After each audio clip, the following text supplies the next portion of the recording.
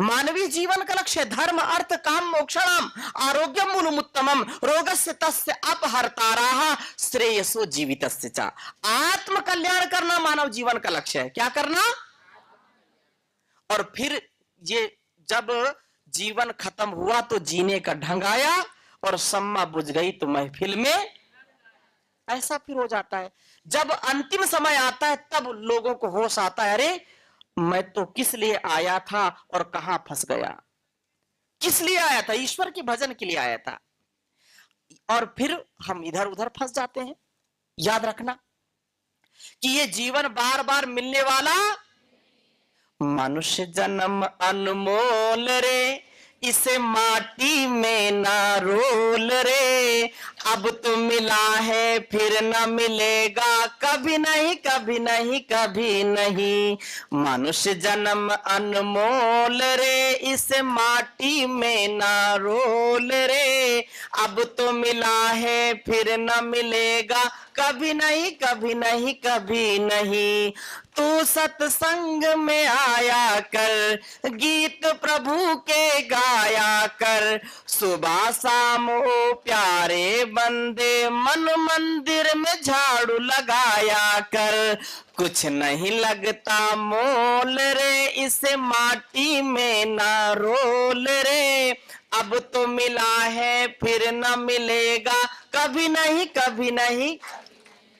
ये कभी नहीं मिलेगा, इसलिए उत्तिष्ठत जाग्रत प्राप्य वरान निबोधत, क्षुरस्य धारा निशिता दुरत्यया दुर्गम पथस्तद कवयो वदंती। ये बहुत अनमोल है, इसलिए उठो जागो और जो ज्ञान विज्ञान में आगे हैं उनकी संगति में आकर के जीवन को सुधारो। अब यहां क्या कर रहे हैं? कुछ नहीं काम, पत्ते खेलना, समय का दुरुपयोग करना। अब घर में आज देखो छोटे छोटे बच्चों को, वो इतने व्यस्त हैं कि आपसे बात भी नहीं करेंगे। घर में 5-6 सदस्य हैं, मोबाइल 5-6 हैं, वो अपने आप में लगे, ना किसी का दुख दर्द कोई पता नहीं। ये स्थिति आज की है।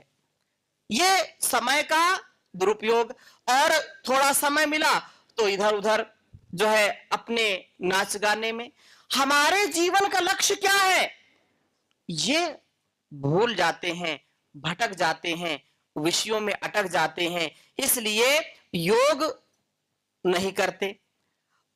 गुरु और भगवान की विशेष कृपा का अभाव, याद रखना, इसको हमने अपने जीवन में अनुभव किया।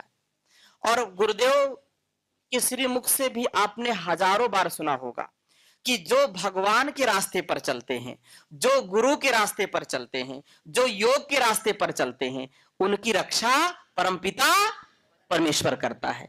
आपने खुद अनुभव किया होगा।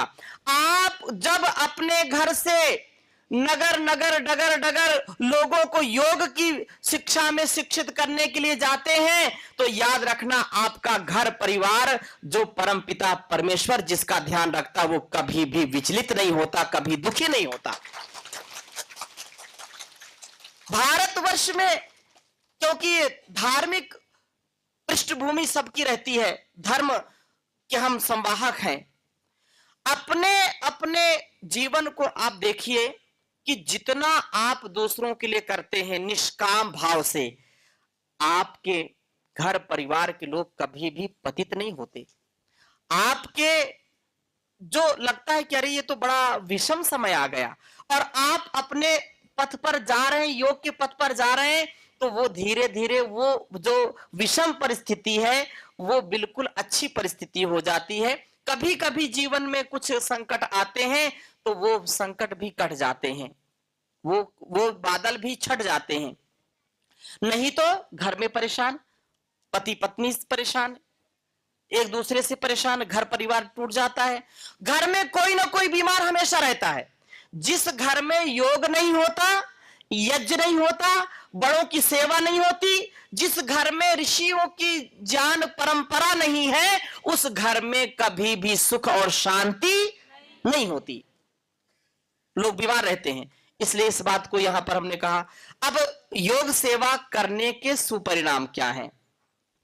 योग सेवा करने से एक तो तन मन स्वस्थ रहता है, परिवार और समाज अच्छा रहता है, और रोगों से हमारी समस्याओं से, रोगों से हम दूर रहते हैं। नहीं तो रोग आते हैं और घर परिवार को दुखी करते रहते हैं। आप जब स्वयं भी और दूसरों को योग की राह पर चलाते हैं, देखो संसार में ये सबसे बड़ा उपहार है। कोई भी व्यक्ति धनवान हो तो धन से क्या स्वास्थ्य खरीदा जा सकता है? करोड़ों अरबों रुपए जिसके पास है, अगर कोई ऐसी दुकान, कोई ऐसा सामान हो कि 1 लाख रुपए दीजिए और 1 किलो आरोग्यता ले आइए, 1 किलो जो है मन की शांति ले आइए, ऐसी कोई दुकान है क्या? कहीं है क्या? कहीं भी नहीं है। अगर ऐसी हो भी जाए, अगर मान के चले हो जाए, तो जो करोड़पति अरबपति है ना, उनके जो बड़े बड़े गोदाम रखे, गरीब आदमी तो कभी सुख को पाए ही नहीं। तो पैसे से, धन से, संपदा से हम कभी आरोग्यता को, कभी भी निरोगता को हम कभी प्राप्त नहीं कर सकते हैं। हम पैसे से भोजन तो खरीद सकते हैं, भूख नहीं खरीद सकते। पैसे से हम पुस्तक खरीद सकते हैं, जान कभी नहीं खरीद सकते। इस बात को सदा स्मरण रखना चाहिए। पैसे से हम संसार की अच्छी अच्छी चीजें लाएंगे, लेकिन मन की शांति, सौहार्द, प्रेम, करुणा, निष्ठा कहीं किसी दुकान में नहीं मिलती। वो संवेदना कहां मिलती है? योग के अनुष्ठान में मिलती है। तो योग करेंगे तो घर परिवार के प्रति जो कर्तव्य है उसका हम पालन करेंगे और सदा सर्वदा आनंद में रहेंगे। योग सेवा करने से, स्वस्थ साधन से सेवा और साधना का सामर्थ्य प्राप्त करना और साधना के द्वारा समाधि की प्राप्ति करना। याद रखना, स्वस्थ साधन हमारा ये साधन है। शरीर क्या है? साधन है। और ये संसार भी क्या है? साधन है। ये साधन के रूप में मिला है। और अगर शरीर स्वस्थ नहीं है, ये साधन स्वस्थ नहीं है, तो साधना होगी क्या? सेवा होगी क्या? बोलिए ना। अगर आपका तन मन ठीक नहीं है तो क्या घर परिवार को आप अच्छी प्रकार से चला पाएंगे?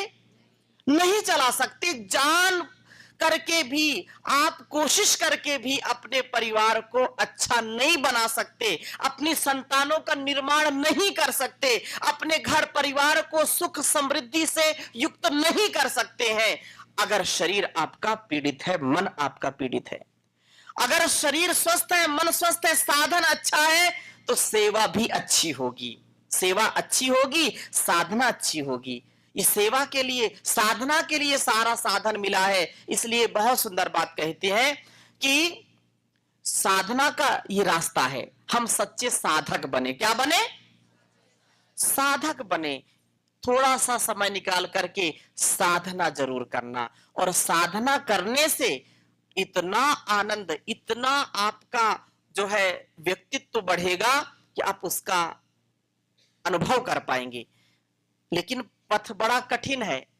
साधना की राह पर चलना कठिन, साधना की राह पर चलना कठिन, रोकेंगे साधक तुझे लाखों विघन, रोकेंगे साधक तुझे लाखों विघन, साधना की राह पर चलना कठिन।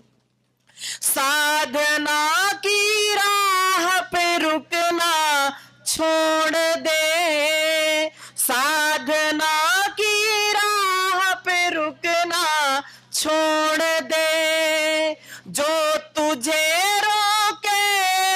बंधन तोड़ दे, जो तुझे रोके वो बंधन तोड़ दे, टूटे ना विश्वास छूटे ना लगन, टूटे ना विश्वास छूटे ना लगन, रोकेंगे साधक तुझे लाखों विघन, साधना की राह पर चलना कठिन।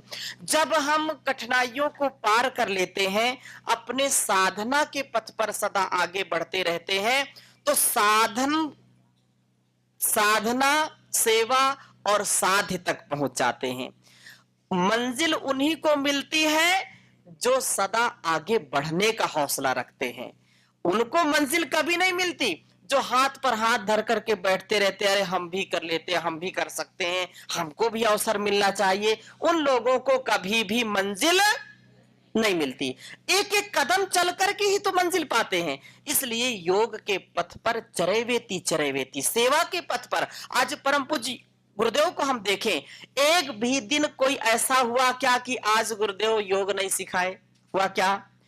365 दिन 12 महीने हमेशा, चाहे देश में रहे विदेश में रहे, किसी भी हाल में रहे, हर काल में सदा सर्वदा सर्वत्र योग करते और कराते हैं। इसलिए आज इतना बड़ा विराट सेवा का स्वरूप है, महायज्ञ है। इतने हजारों लाखों करोड़ों करोड़ों अरबों लोगों को जो पूरे भूमंडल पर योग का परचम लहरा दिया, आयुर्वेद का परचम लहरा दिया, ये सेवा और साधना का परिणाम है। और उसके लिए साधन को अच्छा रखना, साधन में कभी फंसना नहीं, साधन को कभी गड़बड़ नहीं करना। ये जो योग सेवा करते हैं उनका साधन भी 100% अच्छा रहता है। अर्थात मन, बुद्धि, चित्त, अहंकार, जितना भी अस्तित्व है, हमारी सब ज्ञानेंद्रियां, कर्मेंद्रियां, मन सब नियंत्रण में रहते हैं और सदा सर्वदा वात पित्त कफ भी संतुलित रहते हैं। लेकिन जो परेशान होंगे, जो योग के पथ पर नहीं चलेंगे, वो कभी भी सच्चे सुख को प्राप्त नहीं कर सकते और समाधि की भी प्राप्ति इससे होगी। व्यष्टि और समष्टि के लिए समस्या नहीं, समाधान तथा वरदान बनना, देवत्व ऋषित्व की प्राप्ति करना योग सेवा को करके। योग सेवा जो करेगा वह व्यक्ति अपने लिए भी और समाज के लिए भी क्या बनेगा? समाधान बनेगा, समस्या नहीं बनेगा। और जो योग नहीं करेगा, योग के पथ पर नहीं चलेगा, वो अपने लिए भी समस्या है, घर परिवार के लिए समस्या है कि नहीं? समस्या होता है कि नहीं? होता है। इसलिए अपने आप को संभालना, अपने आप का सुधार करना इस संसार का सबसे बड़ा उपकार है। अपने आप का सुधार करना संसार पर सबसे बड़ा उपकार है। हम सुधरेंगे तो जग सुधरेगा, ऐसा बोलते हैं ना। हम अब नहीं सुधर रहे और दूसरों को पर उपदेश कुशल बहुतेरे, ऐसा नहीं होना चाहिए। अपने आप को हमको ऐसा बनाना है, अपने गुरु का प्रतिरूप बनना है, अपने गुरु जैसा पुरुषार्थ करना है, अपने गुरु के प्रत्येक शब्द को अपने जीवन में उतारना है, अपने गुरु का आदेश उपदेश संदेश स्वयं मनसा वाचा कर्मणा जीना है और दूसरों को भी ऐसी प्रेरणा करना है। और हम जब ऐसा जीवन जिएंगे तो हमारे एक एक शब्द का प्रभाव पड़ता है संसार में। पड़ता है कि नहीं पड़ता? अगर हम ऐसा नहीं जिएंगे तो एक दिन बात सुन लिया किसी ने, 2 दिन सुन लिया, 10 दिन सुन लिया, उसके बाद सुनना बंद कर दिया। अरे ये तो खुद अपने आचरण में उतारता नहीं है, उतारती नहीं है और हमको उपदेश करते हैं, तो वो बात फिर हमारी कोई मानता। इसलिए अपने जीवन को समस्या नहीं, समाधान के रूप में और वरदान के रूप में, जहां हम जाएं, जिधर जाएं, लोगों को इतनी प्रसन्नता होनी चाहिए, लोगों को इतना गौरव होना चाहिए कि हमको जीना है तो आपके जैसा जीवन जीना है। आपको देख करके ऋषियों का, ऋषिकाओं का ज्ञान हो। परम पूज्य गुरुदेव कहते हैं कि भारतवर्ष ऋषियों का देश था। ऐसा जो लोग कहते हैं, ऐसा नहीं कहना। भारतवर्ष ऋषियों का, ऋषिकाओं का देश है। आपके जीवन में वो ऋषित्व आना चाहिए, वो ऋषित्व घटना चाहिए।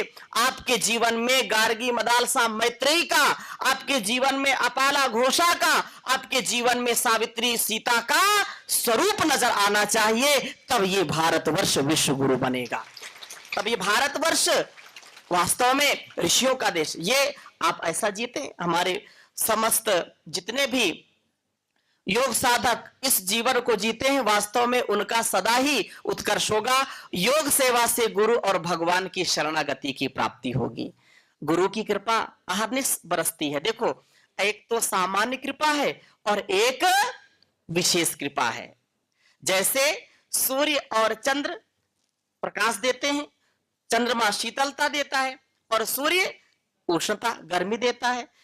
हवा चल रही है, ऑक्सीजन बह रही, कोई टैक्स लगता है क्या? बोलिए ना। पानी बरस रहा है, सब जगह पानी सबको मिल रहा है, कोई टैक्स लग रहा है क्या? नहीं। अब ये तो शहरों में वो अलग व्यवस्था है नगर पालिका की, लेकिन ईश्वर प्रदत्त तो सब जगह सबके लिए सामान्य रूप से सब कुछ देते हैं ना। और किसी किसी पर विशेष कृपा होती है।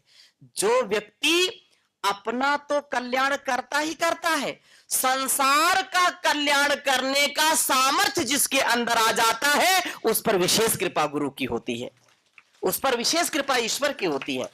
हम जितने भी यहां बैठे हैं, हमारी पूज्य दीदी जी आज लाखों लाखों बहनों का नेतृत्व कर रही हैं, तो किसकी कृपा से कर रही हैं? गुरुदेव जी की कृपा से। मैं भी कुछ सेवा कर रहा हूं, किसकी कृपा से कर रहा हूं? गुरुदेव की। ये पूजा साध्वी बहने आप सब बैठे हैं, किसकी कृपा से कर रहे हैं? गुरुदेव की कृपा से करें। हमारा कुछ भी अस्तित्व नहीं है, गुरु ने हमको चुना है, गुरु की कृपा हमारे ऊपर है। और जब गुरु की कृपा हो जाती है तो हमारे अंदर भी वो गुरुत्व आ जाता है, हमारे अंदर भी वो आकर्षण आ जाता है कि हम दूसरों को भी अपने प्रभाव में, अपने स्वभाव में ढालने का सामर्थ्य रखते हैं। आप ये हमारी राज्य प्रभारी बहनें बैठी हैं, अब ये जिस राज्य में है, जिस कोने में चली जाती हैं, तो उनको लगता है अरे नाम कभी परम पूज्य स्वामी जी का नाम ले लेते हैं कि ये यही कि हमारे जो है गुरु हैं आचार्य हैं। जिले में आप अपने जिले को जो है उन्नत बना रहे हैं, योगमय बना रहे हैं, तो ये किसकी कृपा है? गुरु की कृपा, विशेष कृपा है। एक तो सामान्य कृपा है, देखो जो यहां पतंजलि में नहीं आए अभी तक, करोड़ों लोग ऐसे हैं जो योग करते हैं लेकिन कभी पतंजलि नहीं आए, तो गुरु की कृपा उनके ऊपर है। अर्थात उन्होंने योग तो सीख लिया, आस्था के माध्यम से या सोशल मीडिया के माध्यम से स्वामी जी को देखा, योग तो कर रहे हैं, लेकिन गुरु की कृपा उनके ऊपर विशेष नहीं है। गुरु की कृपा विशेष हम सबके ऊपर है कि नहीं? तो ये गुरु की कृपा और शरणागति की प्राप्ति, वसुधैव कुटुंबकम की भावना का प्रादुर्भाव होता है। योग करने और कराने वाले व्यक्ति का कभी भी हृदय संकीर्ण नहीं होता, उसका हृदय इतना विशाल हो जाता है कि ये मेरा जीवन, जो कुछ भी मुझको ईश्वर ने दिया है, माता पिता ने दिया है, गुरु ने दिया है, मैं सब कुछ लुटा करके भी समाज की सेवा करूंगी, करूंगा, इतना उसका सामर्थ्य हो जाता है। वो कभी संकीर्ण नहीं भाव रखता, वो अयम निजा प्रवृत्ति गणना लघुचेत शाम की भावना नहीं रखता। वो सब के लिए यत्र विश्वम भवत्येक नीडम, उसके लिए सारा संसार एक परिवार हो जाता है, उसके लिए सारा ये जो है वसुधा ही एक घोंसला हो जाता है।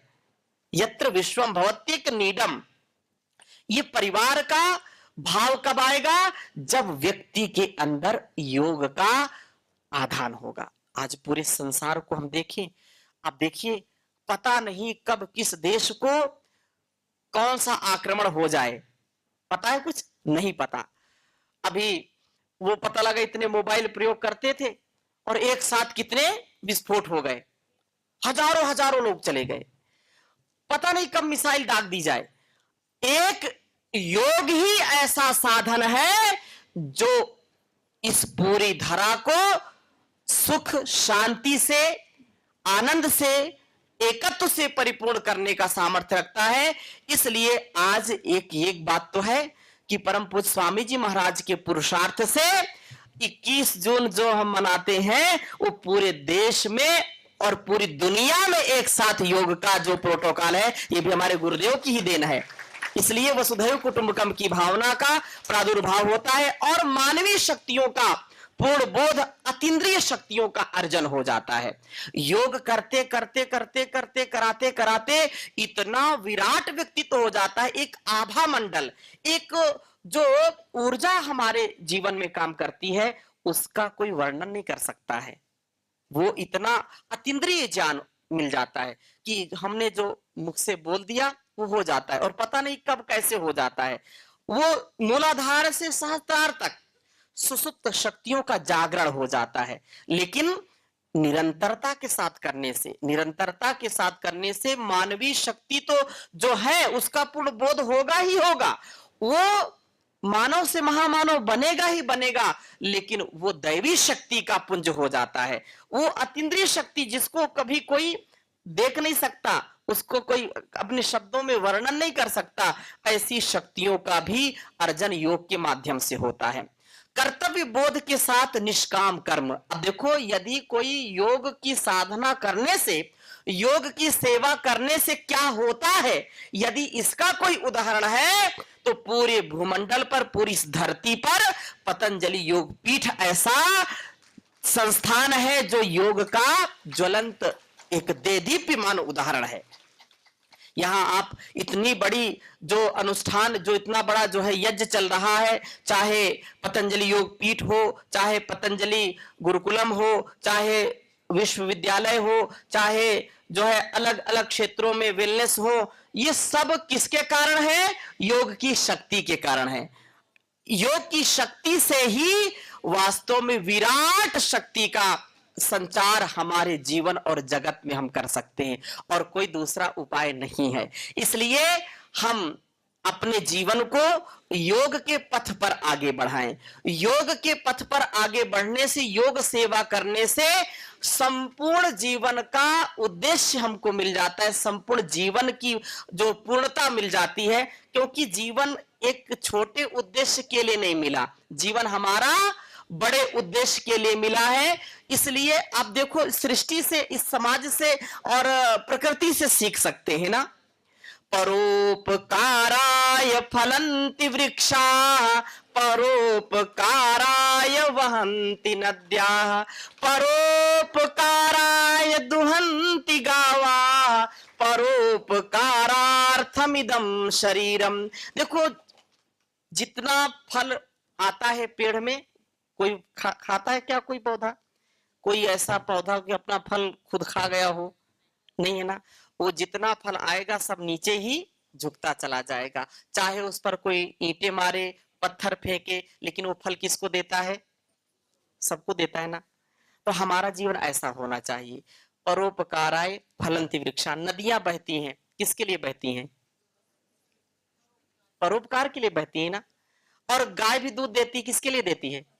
परोपकार के लिए। परमात्मा ने शरीर दिया किसके लिए? परोपकार के लिए। पर उपकार करें हम। अब परोपकार करेंगे तो अपना भी उपकार हो जाएगा। सेवार्थम इदम शरीरम। हमारा सेवार्थ जीवन हो, परोपकार्थ जीवन हो, ये इतना बड़ा अनुष्ठान है। अब जब आप यहां से प्रशिक्षित होकर के जा रहे हैं, तो जहां जो कुछ भी आपने सीखा है, आप उसको सैकड़ों गुना, हजारों गुना उसको बढ़ा करके अपने जिले में, अपने नगर में, शहर में, अपने प्रांत में उसको आगे बढ़ाएंगे, तो यहाँ की ये शिक्षा दीक्षा आपके जीवन को दिव्य बना देगी, भव्य बना देगी। एक संकल्प लेकर के जाना कि मुझको हजारों लाखों बहनों को साथ में जोड़ना, हजारों लाखों परिवारों को जोड़ना है, कि जितना जितना आप उपकार करेंगे, ये सच्ची कमाई है, यही साथ में जाने वाली है। और कुछ साथ में जाता, ये सब गाड़ी बंगला, ये सब कुछ यही धरा में धरा का धरा रह जाता है। कुछ भी लेकर के कोई जा नहीं सकता, अपनी अच्छी और सच्ची कमाई ही लेकर के जा सकते हैं। इसलिए बहुत सुंदर बात कही कि ऐसी कमाई कर लो जो संग जा सके, मुश्किल पड़े तो राह में कुछ काम आ सके, मुश्किल पड़े तो राह में कुछ काम आ सके। तो ये ऐसी कमाई कमानी है जो साथ में जाए, ऐसी कमाई नहीं कमानी जो यही रह जाए। हाँ, क्योंकि संसार में आते हैं, घर परिवार संसार के उत्तरदायित्व हैं, उनका भी हमको पालन करना है, लेकिन संतुलित रूप में करना है और अपने जीवन का उद्धार करना है, सुधार करना है। तो आप सब देवी स्वरूपा, भगवती स्वरूपा, जगत जगनी और जगदम्बा के स्वरूप में जो हमारी सब मातृशक्ति यहाँ पर उपस्थित हैं, मैं बहुत श्रद्धा के साथ, क्योंकि पतंजलि योग पीठ या संगठन हो, संस्थान हो, परम पूज्य गुरुदेव ने ऐसा ही हम सबको सिखाया है, और वो जैसा गुरुदेव अपने जीवन को जीते हैं वैसा ही वो चाहते हैं कि हम सबके जीवन में वही भाव, वही उच्च भाव चेतना हो। तो आप सबके जीवन में परमात्मा बहुत कृपा करे, गुरु की कृपा सदा बरसती रहे। आप सबके चरणों में मैं पुनः बहुत बहुत प्रणाम करता हूं। बहुत बहुत आपको नमन है, वंदन है, अभिनंदन है।